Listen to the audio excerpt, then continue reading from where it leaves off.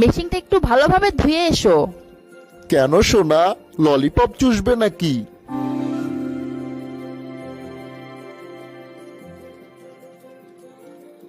আরে আরে, কি করছো? আমি কি করছি তা তুমি বোঝো না সোনা পাখি? এখন তোমার সাথে আমার খেলা হবে। তা খেলোনি, তার আগে ভালোভাবে প্রসাব করো এবং এক গ্লাস পানি খেয়ে আসো। ধুর, তুমি যা হয়েছ না, খেলার সময় খালি ডিস্টার্ব করো। খেলার আগে প্রসাব করে আর পানি খেয়ে কি এমন হবে?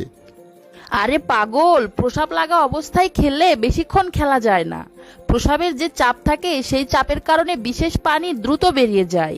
তাই খেলা শুরুর আগে ভালোভাবে প্রসাব করে নিতে হবে এবং খেলা শুরুর পরেও ভালোভাবে প্রসাব করতে হবে। খেলার আগে প্রসাব করতে হবে সেটার কারণ না হয় বুঝলাম, কিন্তু খেলার পর প্রসাব করতে হবে কেন? আরে পাগল, খেলা শেষে যে পানি